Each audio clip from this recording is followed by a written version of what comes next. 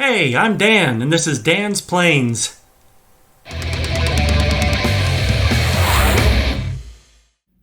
And we're back with the SkyShark P-40.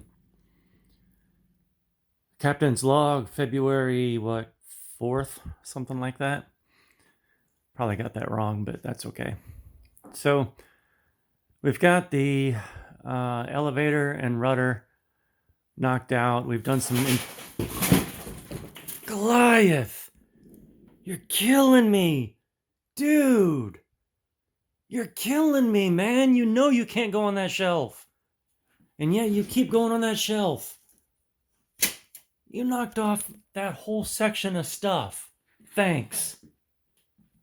Oh, good God. All right, back to this. Like having freaking toddlers. So we've done some interior radio stuff.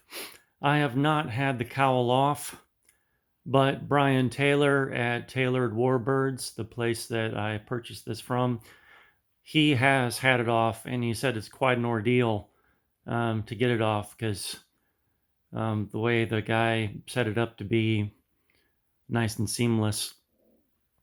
So we may have an adventure on our hands, but we're ready to pull that out because we need to pull the engine off.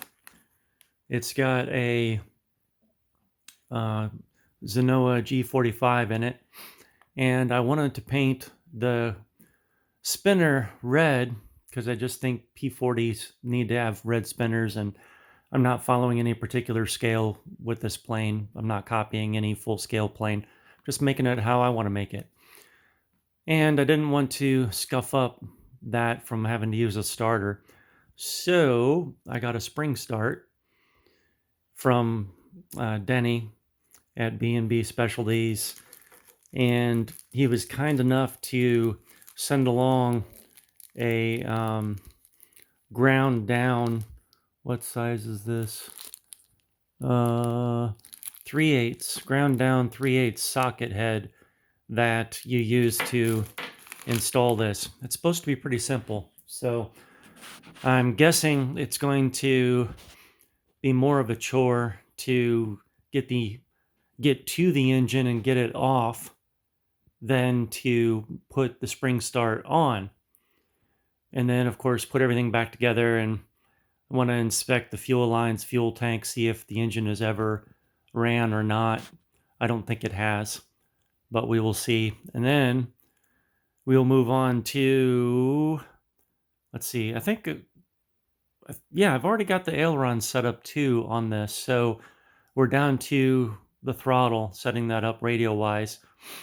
But I need to paint the tail, some stripes, red, white, and blue stripes, and then throw a clear coat on everything. That absolutely needs to be done.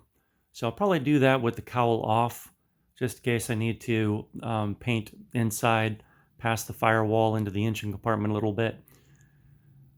So I'll probably do that, and I've got to do that before I actually run the engine, because I don't want to get a bunch of crap on the beautiful paint job and the monocoat, which the monocoat is painted. So I don't want any of that coming off, being smudged, what have you.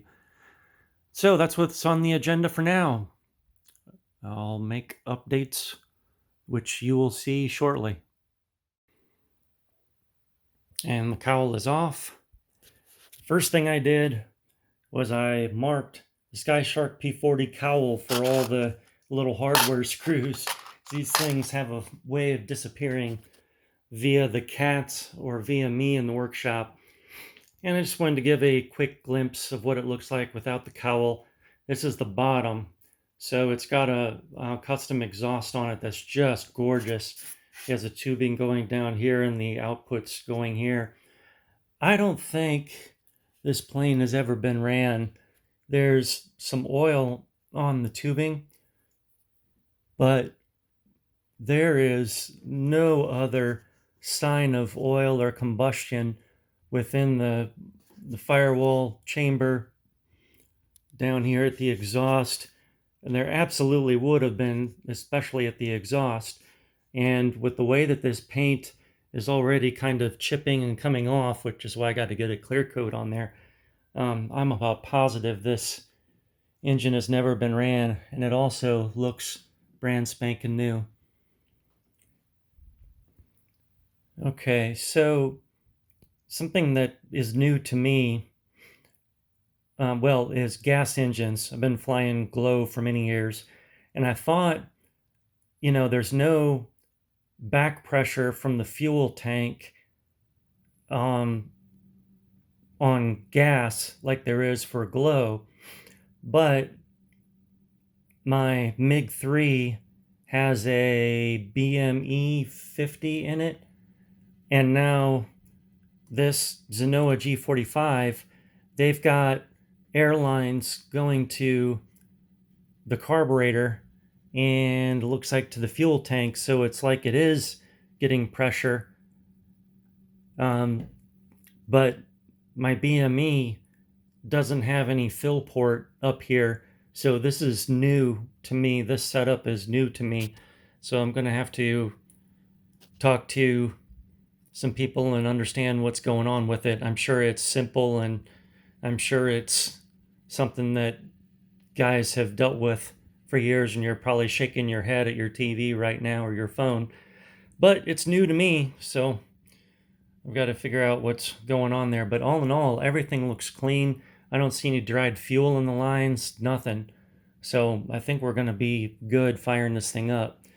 So next step, unhook the muffler, unhook this airline, unhook the servo, the throttle servo connection, and then, oh, nope, got to unhook the magneto connection wires. And then I can pull the engine off. And while I've got this off, I'm wondering about my electronic kill switch. I was thinking I was going to put it in here somewhere, and I do have some room freed up now, and the batteries hopefully are going to go down here. It depends where the CG is at, of course, but I've also got to fit in 2 miracle switches and the receiver, and I just didn't know if I would want to put it in here or if I want to put the electric kill switch up here. So I'm still kind of thinking about that. I'm thinking, I have this unused area and it doesn't look the best having these different blocks. Maybe I can just do a ply board across the tallest blocks and then set it there. Maybe even set the 2 miracle switches next to it. Have all the wiring go down underneath, come up through here. So I'm still chewing on that. Got a while before I need to figure that out. But now I can see whether the servo is moving the throttle open or closed, and that's kind of important, especially before you try to fire it up. All right, more updates later. Okay, just to drive home the point, this engine has never been ran. This thing is absolutely pristine. So now, the issue at hand, I didn't know what kind of block this had behind it, but now I do. And from what I understand, you put this tapered wise in this way over that shaft. Then you tighten down this nut, which is what you use the ground down socket head for, and you put this in, and then you affix this with this bolt and washer. But this doesn't fit into there.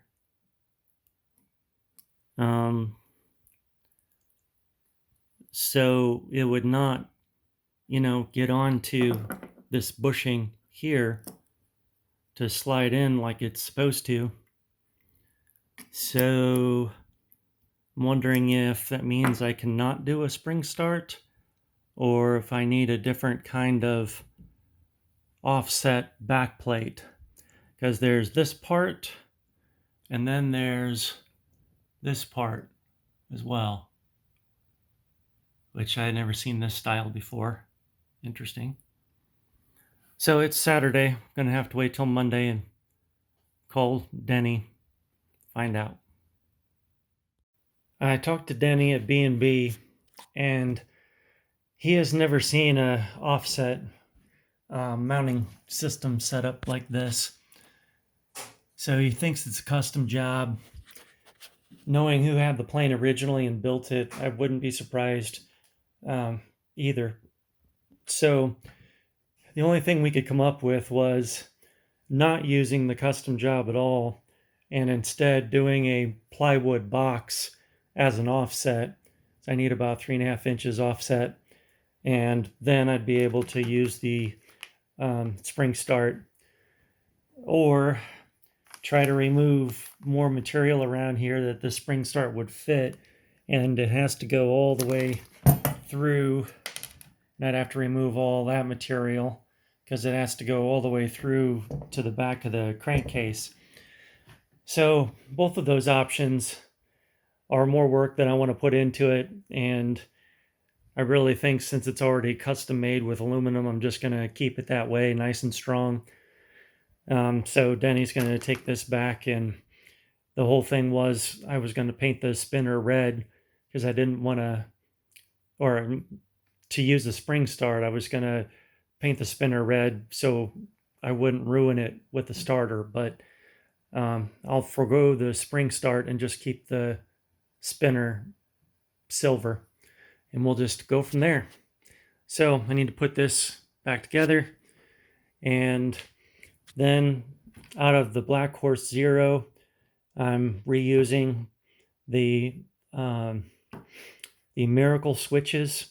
These are voltage regulators, as well as the yellow indicates on these switches and on this plug-in that these are fail-safe switches, which means if the switches were to fail, the airplane will still get power. So whether the switch is on or failed, the airplane still gets power.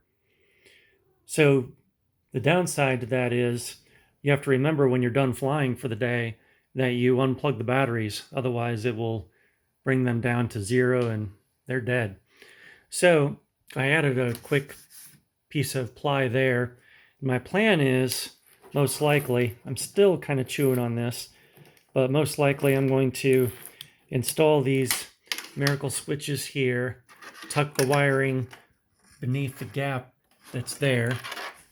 I'll have to put extensions on them so that they'll come out to the batteries over here, plus I'm able to unplug them then when I need to, and put the fail-safe switches in where the current switches are put in. And then I pulled out, looks like maybe Cat 5 cable is what he used to run to the back, and then he had a manual on-off switch to kill the engine, but I'm going to replace that with an electronic switch.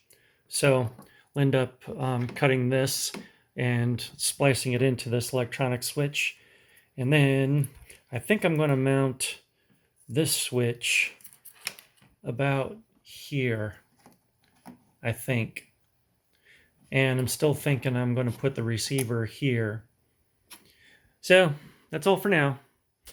Still going to chew on this for a little bit more. But it's nice to see what's under the cowl. Thanks so much for watching. I'm Dan from Dan's Planes. I just want to share some content about RC planes, something I've been passionate about since childhood. I'm hoping I can teach something to someone, I can start some discussion and learn some things from others. So let's just have some fun and learn some things together. If you enjoyed what you watched, it would really help me out if you could like, subscribe, and share. And if you feel that it helped you out in some way, or it might help future viewers, I'd really appreciate it if you'd visit my Patreon page and become a patron. It's like throwing $1 tip into a guitar case when you pass by. it helps to fund future content and future projects that I'll be working on. I plan to show some past content. I have some other flights and I have some fly-in events that I've been to. And I also plan to show future flights and future repairs, as well as building ARFs, and if I can ever get back to it, building my top flight Spitfire. So there's a lot of content to come, but it's viewers like you that are able to support what I'm doing, and by doing that, I'm able to spend more time creating that content in the future. So I'd really appreciate it. But either way, thanks for watching, and thanks for any support, and I wish you blue skies and good speed.